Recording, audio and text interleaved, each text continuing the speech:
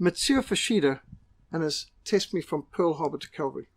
Mitsuo Fuchida is best known for leading the devastating air attack on Pearl Harbor on the 7th of December 1941. After the war, Fuchida became a Christian evangelist who conducted evangelistic outreaches throughout Japan, the United States, and Europe. Fuchida was the son of the master of a primary school in Kashiwara. His grandfather was a samurai warrior. In many ways, he was a samurai warrior too, but in the air.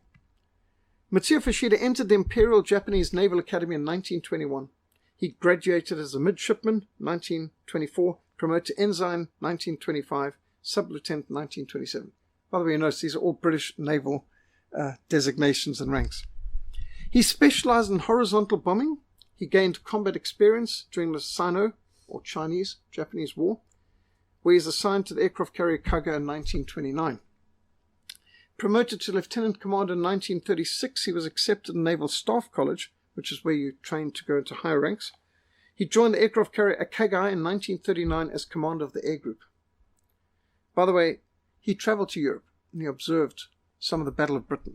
He flew in Messerschmitts and observed the differences between German Messerschmitts and British Spitfires and so on.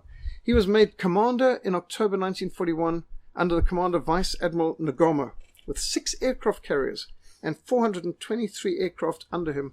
Commander Fuchida was responsible for the coordination of the aerial attack on the US Pacific Fleet. Now, if you've seen Toya, or Tora, it's spelt fast, but Japanese pronounce it Toya. These are the people who play, and in fact, the person concerned looks very much like Mitsuo Fuchida, and he was, by the way, a expert advisor on the film set for Toya. This is quite a phenomenal operation. Direct line from Japan to Honolulu, but they went way north and came down from the north. This was the target. The entire American Pacific Fleet bottled up in this turkey shoot. These are some of the Japanese sketches. You can see how they're crossing out, like, 2 lines being damaged and 3 lines pretty serious, X like sunk, and so on. So these are obviously their different ways of trying understanding. And this is what he is circling the whole time during the battle, and these are his notes on the attack as the commander. He was in the first wave of 183 dive bombers, torpedo bombers, and level bombers and fighters, which took off from carriers 370 kilometers north of Ohio and targeted the US Pacific Fleet at Pearl Harbor.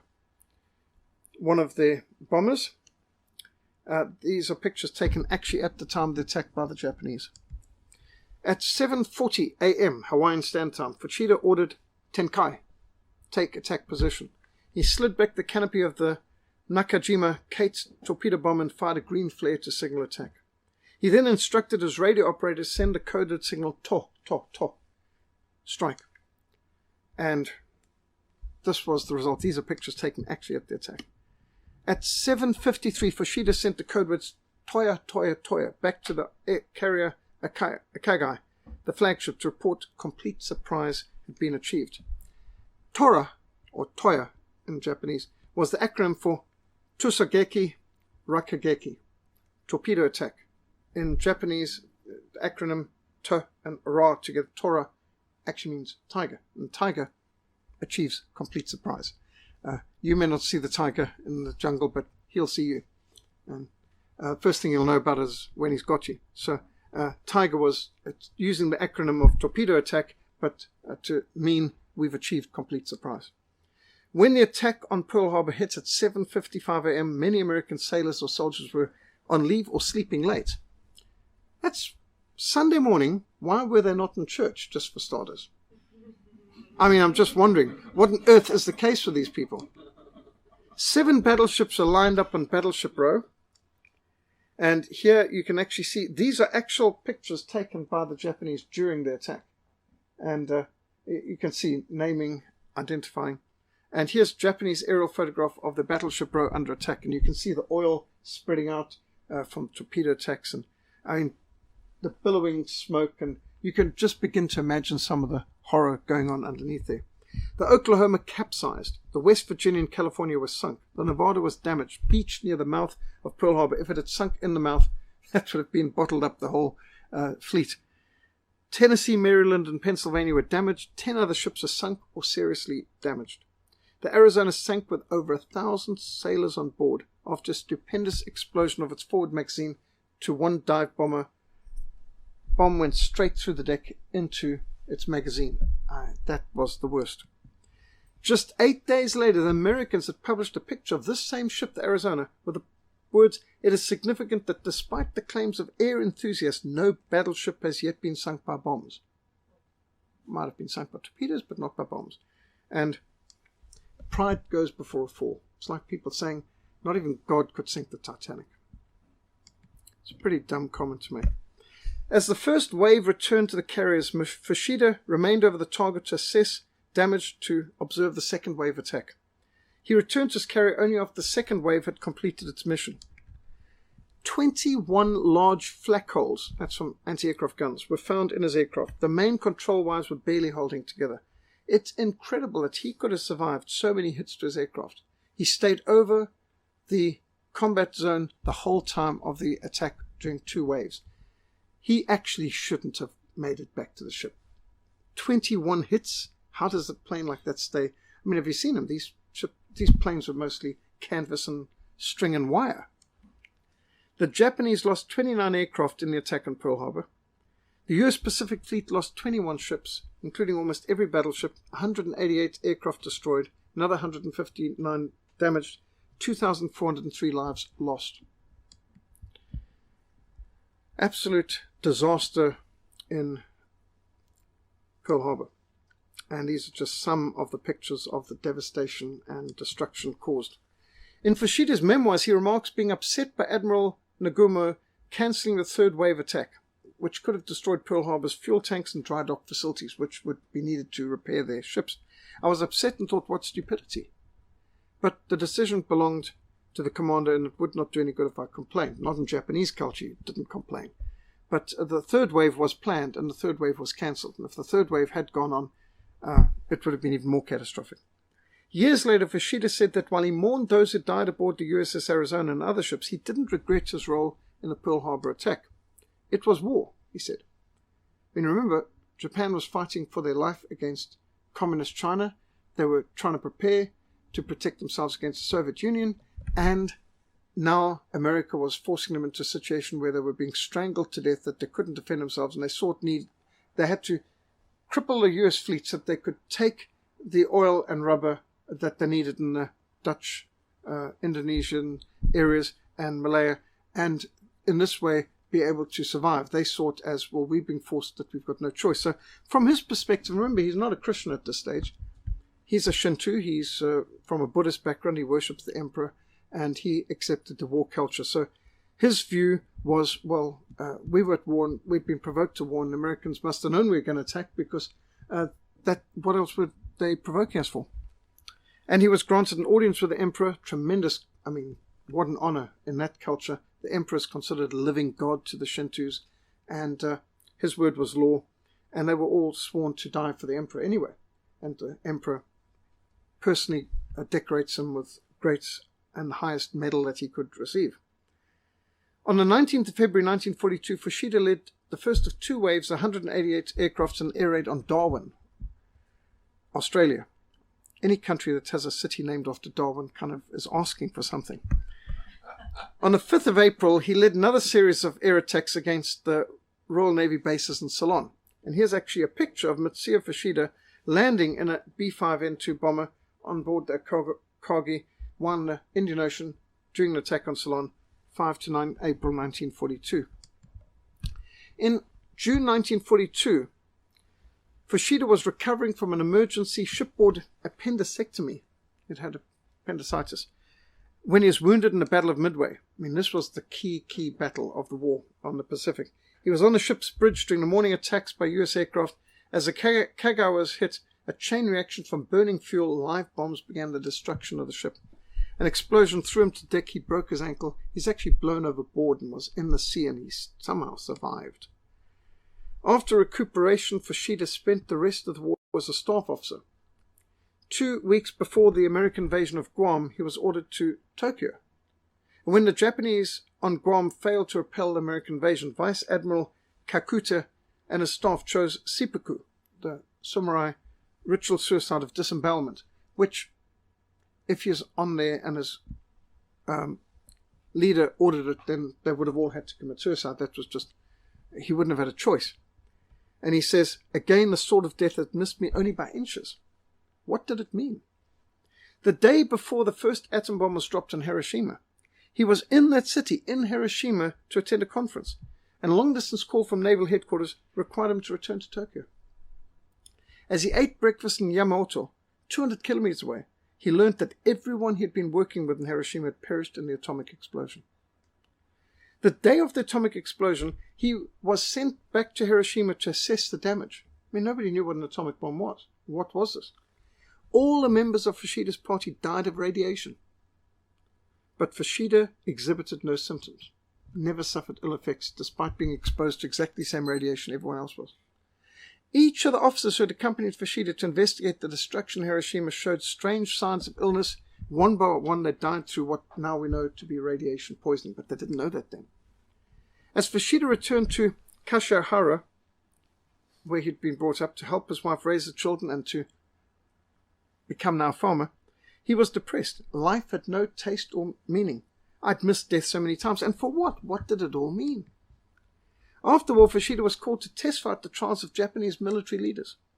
When General Douglas MacArthur summoned Fuchida to testify in the Tokyo war crime trials, Captain Fuchida was disgusted and declared everyone should know that war is war and that cruel acts had occurred on both sides.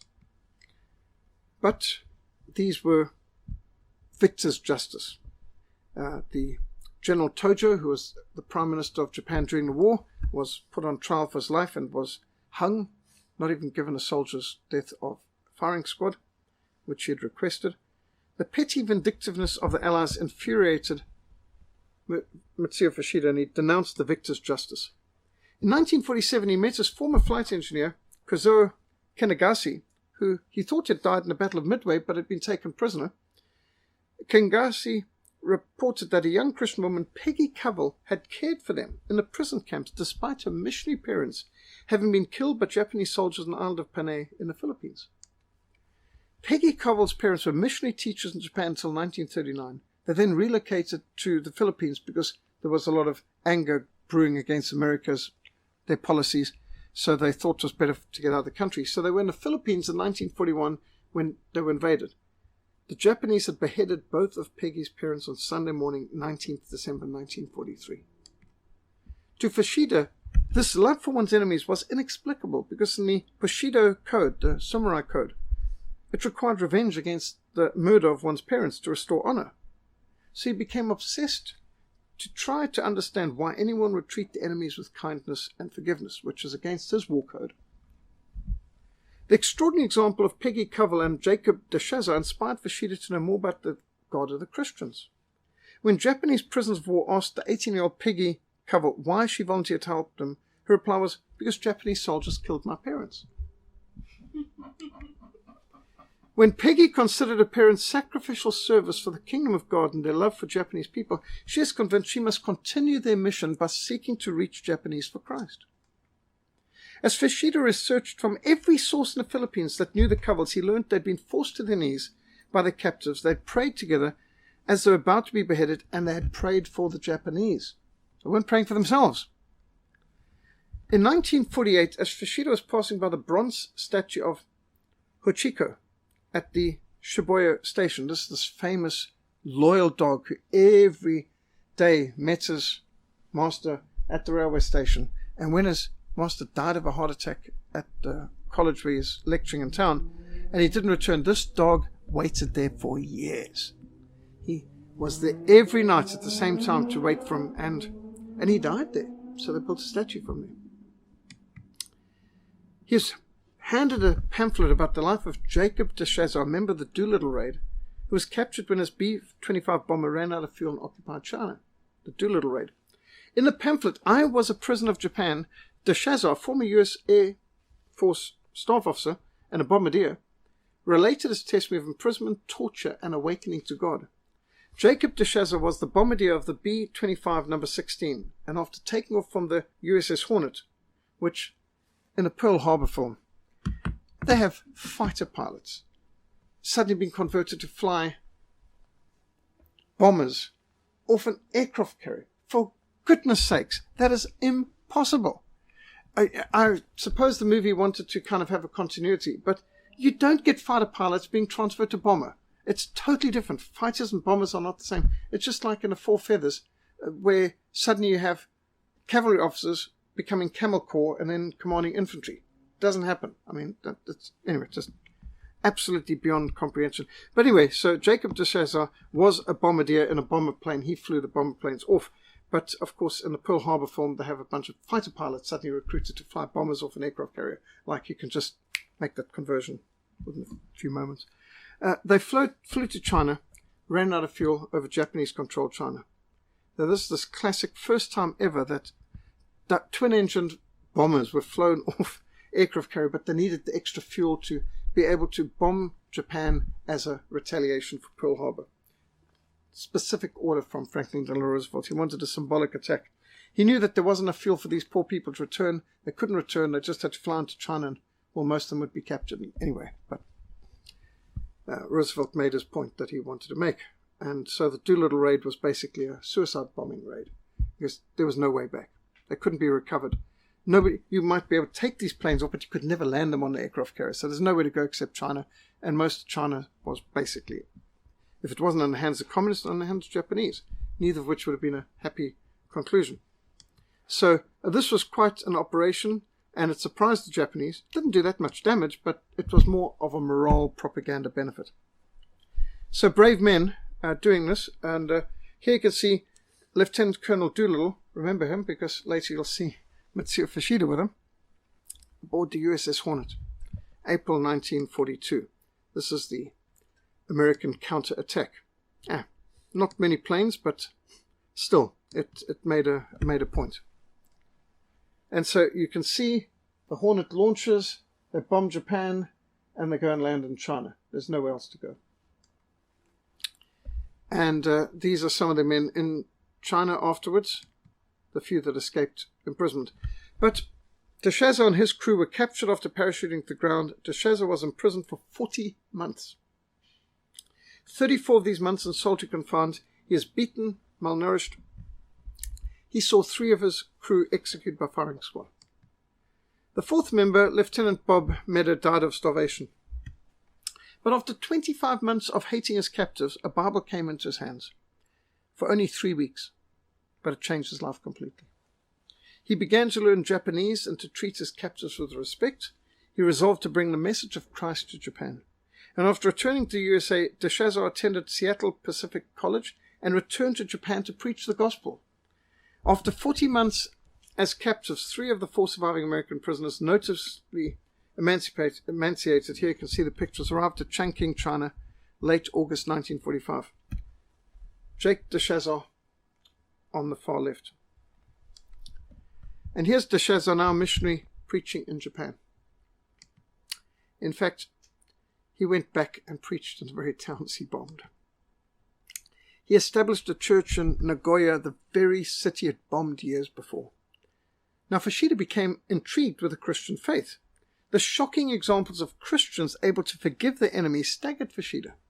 That's when I met Jesus. Looking back, I can see now that the Lord had laid his hand upon me, so that I might serve him. Fuchida read a tract on the spot, right by the statue of this courageous, loyal dog. And on the train he saw an advertisement for a book with the same title. This book, The Amazing Story of de Chazer, of course in Japanese. He headed for a bookstore and he purchased it. De Chazer's story engrossed Fuchida. He's also an airman. He could relate. Determined to understand what had motivated de Chazer, he bought a Bible from a Japanese man on the street at the same Shibuya station where he had received the pamphlet by that statue of the dog. 1949, he purchased that Bible. And as he read the Gospels, he came to understand the reason for the life of forgiveness and mercy that had motivated both Peggy Covell and Jacob de Chazer. When he read, "Father, forgive them, for they do not know what they're doing," Fuchida realized this was what the Covells had been praying before their execution. It was the crucifixion of Jesus and his words in the gospel, "Father, forgive them, for they know not what they're doing." It was on the 14th of April, 1950, that he surrendered to Jesus Christ as his Lord and Savior. By the time he had completed reading the Gospel of Luke, he had become a Christian. He knew no Christians, but now he began to declare himself to be a Christian. He didn't know of any other Japanese Christians. As Christianity was considered the occupation religion in Japan, it was considered a disgrace to his former family and friends who regarded him with reproach. You've accepted the enemy's religion. Peach and Glenn Wagner of the Pocket Testament League of Japan met with Fuchida and encouraged him to join him in an open-air preaching. And here is an open-air preaching in Japan.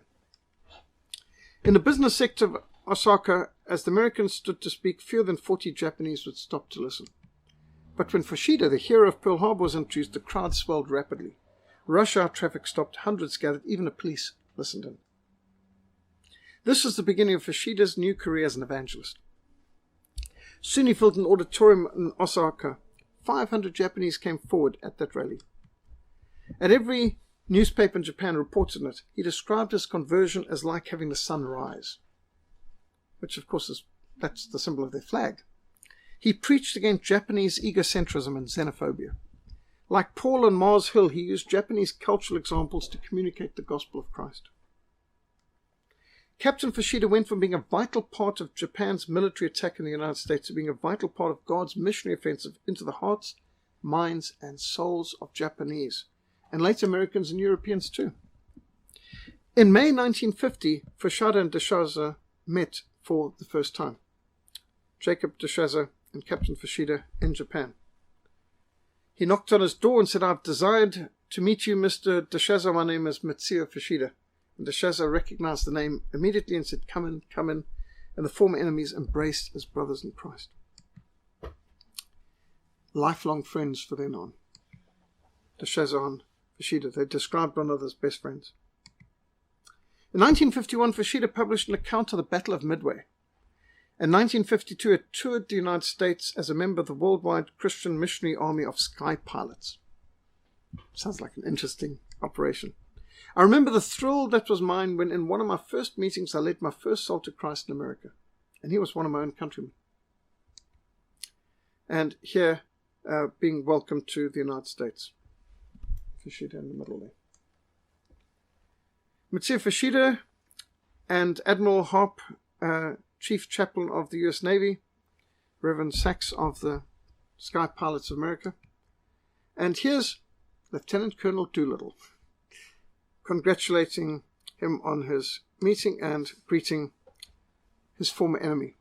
Doolittle, who bombed Japan in 1942, Fuchida bombed Hawaii in 1941. How could this happen outside of Christ? Cliff Barrows, song leader of the Billy Graham evangelistic team, meeting Captain Fuchida. George Wilson of Youth for Christ, presenting him with the Billy Graham Bible. Even Billy Graham, who's a tall man anyway, receiving him in 1942. This is an interesting... this is his signature in Japanese with the scripture. In February 1954, Reader's Digest published Fushida's story of the attack on Pearl Harbor. And Fuchida wrote, "From Pearl Harbor to Golgotha," later renamed "From Pearl Harbor to Calvary," which we actually have in our shop. In 1955, expansion of his book Midway, The Battle that Doomed Japan, the Japanese Navy Story, his autobiography For That One Day, Memoirs of Mitsuo Fuchida, Commander of the Attack on Pearl Harbor, was published in Japan 2007, translated in English, published in 2011. There's a lot more to his life than what I've mentioned. He was crash-landed in Borneo, walked for days in the jungle, and after 3 days walking in the jungle, every night tying themselves in trees to keep away from the animals, they came back to a shot-down plane and saw, oh, it's our plane. They've been walking in circles for the first 3 days. They just about all lay down on the ground and lost all hope of anything. And but how they finally found their way out, and so many different experiences that this man went through. It's said that the reason for a state to nurture its soldiers for years is to use them for just one day. My entire youth was dedicated for that one day. All his training, all the character development, discipline, so on, focus for that one day, the day of battle. In Midway, the battle that doomed Japan, Fuchida wrote, 5 minutes. Who would have believed that the tide of battle would shift in that brief interval of time? And if you know how it went, the backwards and forwards, this is the first battle where navies where they never saw one another. The ships were never in sight of one another. It was all fought by aircraft. And just the coincidences and the amount of extraordinary things that happened. You'd have to see the film Midway to kind of understand how it was by a thread. There was just, the Japanese had more aircraft carriers, they had more planes, and they had more experienced pilots. But their one plane, spotter plane that went out, that sighted the American fleet that was waiting to ambush them, because the Americans, of course, knew their plans ahead of time, their radio wasn't working. So they weren't able to alert the Japanese made some key tactical decisions which shifted against them. And at a key point, one after the other of the American torpedo planes, dive bombers and others came one after the other, and they were all shot down, every one of them. They lost fleets of their aircraft, squadrons attacked the ships. And at a key point, when the Japanese had sunk one of the American ships, or they thought they had, actually it was only partly sunk, and seriously damaged. And they thought they had gotten all American planes that attacked them, but all their planes were down on the ground chasing others, but their combat air patrol over. They were all down. At that point, one more American dive bomber squadron came in, the last. And there was no Japanese combat air patrol in the air to protect their ships, and all their ships were full of the planes that had just come back from the attack on Midway that were needing to be refueled, and the other ones that had the bombs all ready to take off for an attack on Midway, and they were all stuck on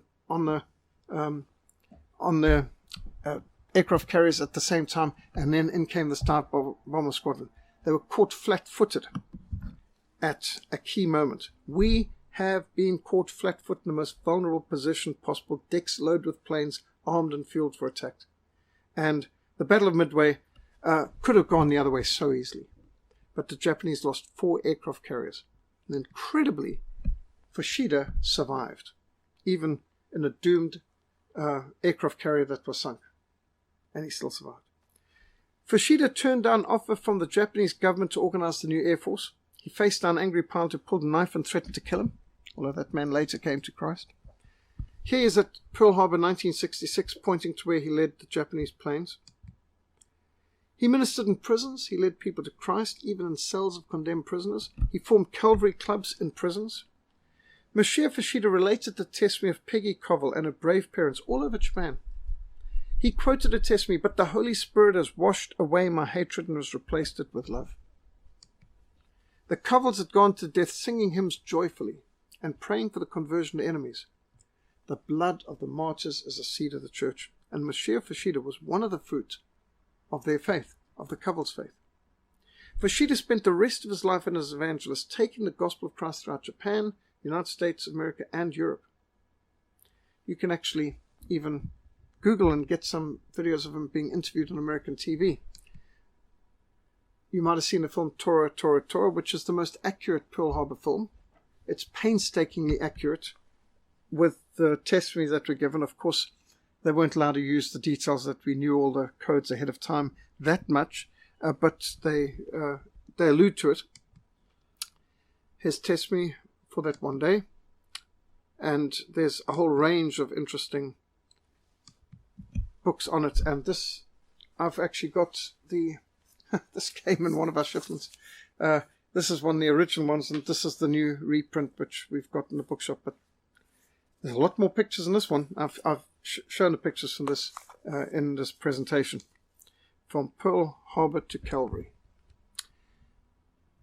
We should pray for Japan. In fact, I did this study a few years ago, in 2015, because my son Calvin was in the Scouts, and they were going for their jamboree, which is only every 4 years, a major event with all the Scouts around the world get together, and you only get one chance as a Scout to go to a jamboree. And this was Calvin's chance, was going to be in Japan. And I got suspicious about the time because why was it in August? And I knew immediately, it's 70th anniversary of the bombing of Pearl Harbor. And I was angry because I thought, they're going to use them for some anti-American propaganda and so on and so forth. So I decided to investigate into, bombing on Pearl Harbor, which I'd always assumed was totally essential to end the Second World War and so on. That I believed that propaganda. And when I studied it, found that every single American military leader at the time, including General MacArthur, said it totally wasn't necessary and it was in fact a war crime and unacceptable and so on. And came to the conclusion, as Herbert Hoover puts too, that the atom bombs were not dropped on Japan to end the Second World War, but to start the Cold War. Because the Second World War was coming to an end. Japanese wanted to end it months before. But it was essential to start a new paranoia that would justify even more war spending, even when the war's over.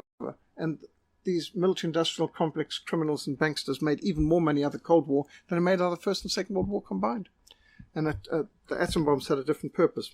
Well, in doing more investigation, found out Fuchida's testimony and made it into a tract, which we've got in the hallway, for my son to take to Japan when he went on the outreach there and to distribute to the other scouts something significant about Japan. And that's where that testimony came from. And then it was going a bit further into Herbert Hoover's book that I realized, goodness me. But even this whole Pearl Harbor attack, this day of infamy, this treacherous backstab was complete fabrication and propaganda. There's a lot of books that have been absorbed into these presentations, but these are just some of the research that's out there. There's a huge amount. In fact, I was interested just the other night to listen to the testimony of Admiral Kimmel's grandson, speaking on Andrew Carrington Hitchcock's radio program. And Admiral Kimmel's grandson speaking about that he had heard from his dad, his grandfather. He had got the whole story from him, and how he himself has entered the Navy too, and was friends with General Short's grandson as well, who'd also entered in the Army, and how determined they were to clear their grandparents' name.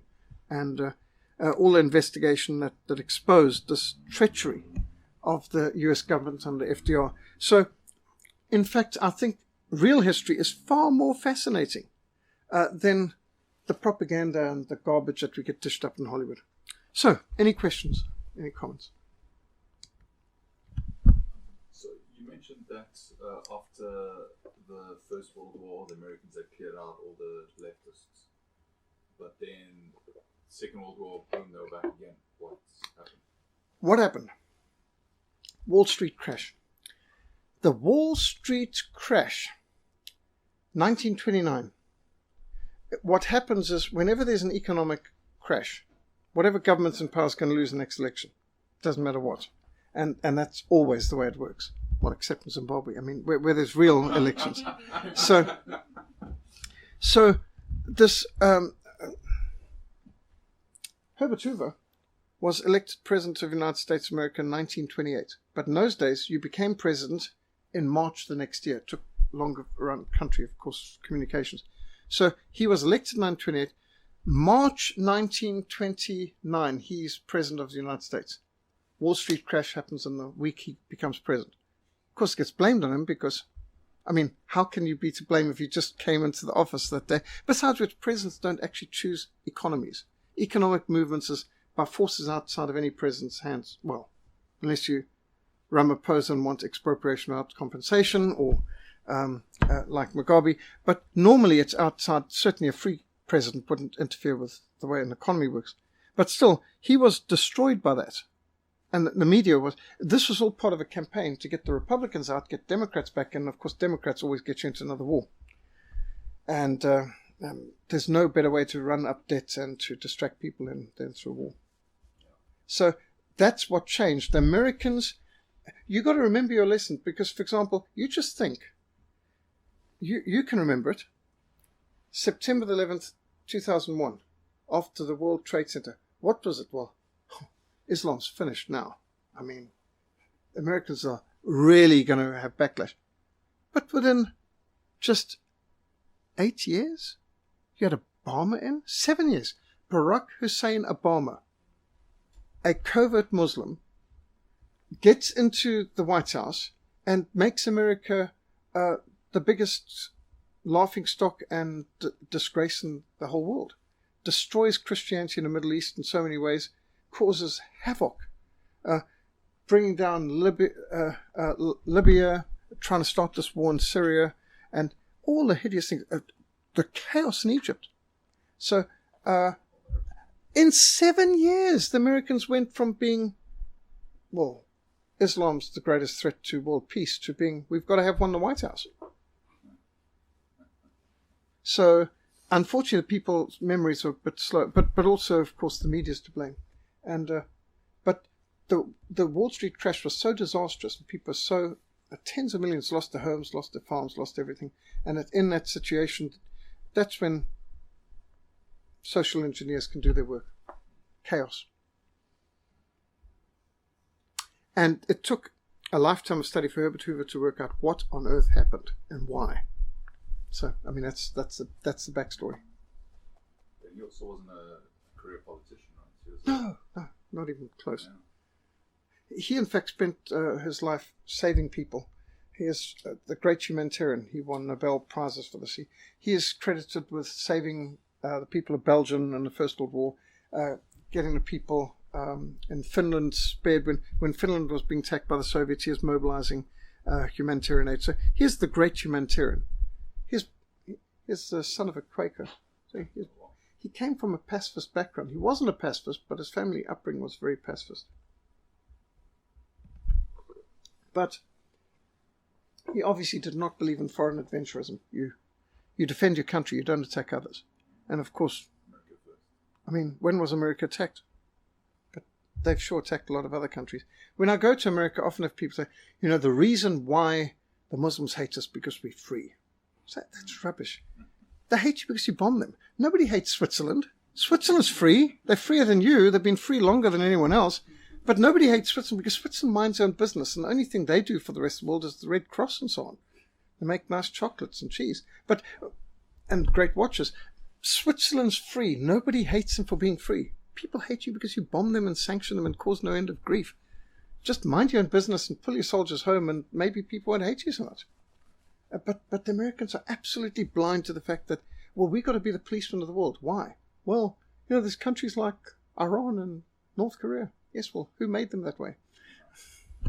So are you going to do a presentation about 9/11 as well? Because it's pretty much exactly the same story. No jokes. Yeah, well, actually, I don't need to. There's some very good films that have been made on it. Some very, very, very good films. For example, I mean, you just have to look into 9/11 things. For example, you can see aircraft flying, obviously badly, and hitting a telephone pole made of wood. And the telephone pole shaves off the wing. I mean, aluminium does not win a battle against even wood. But now we believe that these aluminium planes just cut straight through reinforced concrete and steel pillars. You can even just Google what Donald Trump said. He said, I build buildings. And let me tell you, the World Trade Center was really strongly built. They didn't just have the iron on the center, they had it on the exterior. Very, very, very strong. Said no plane could possibly cut through steel pillars and reinforce. He said that's the strongest kind of building possible.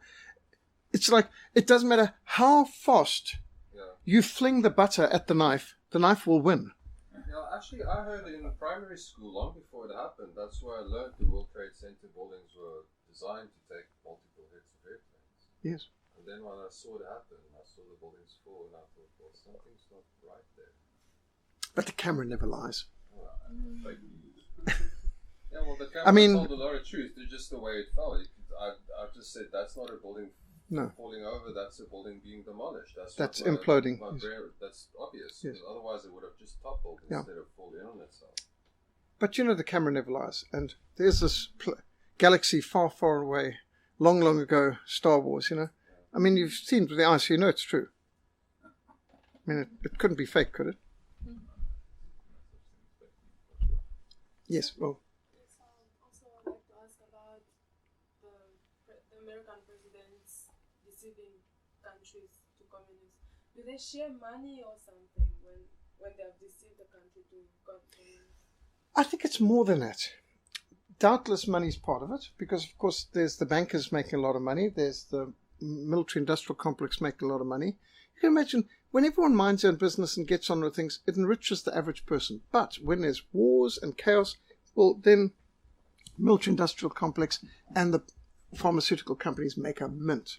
And of course the banks who lend the money for people to pay for it, and then the poor taxpayer's got to pay for this for the next few generations. Well, they're the suckers.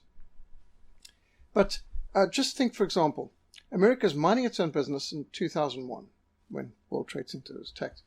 And, Cold War's over. No, there's only one world superpower. No more nuclear threat.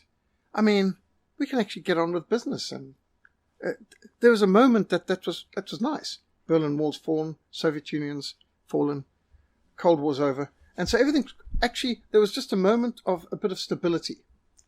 But when that happened, well, we got to do something. Next thing, they're attacking Afghanistan and they're attacking Iraq. Now, how many Muslim terrorist attacks were there on America before that? Well, there's been tens of thousands of Muslim terrorist attacks around the world since. It's like they opened up a hornet's nest. And of course, this enabled the Muslims to recruit people because America's invading our countries. The Christian crusaders are invading our countries. So you managed to radicalize the people in the Muslim Middle East. And suddenly, where things had been quite stable, like Syria and Iraq, turned into chaos. Libya. Nobody was fleeing from Libya. Libya had a high standard of living than most other countries. It was a very stable country. But by the destruction of the people, by the millions of fleeing from these countries in Europe, creating tsunamis of chaos and destabilization, a tsunami of refugees, actually. But so, sure, it ruins the lives of a few million people, destroys many countries, as has been done by decolonialization, chaos, and communist revolutions all over Africa. But some people are making amends. And the leaders, well, they get doubtless a lot of kickbacks and benefits, but also they become a war hero. There's a lot of people who think Franklin Delano Roosevelt was a great hero. Of course, I'm not one of them. But, yes, and I'm afraid that these people who've done these things for different reasons, they've benefited somehow. But it's been at the expense of the general population.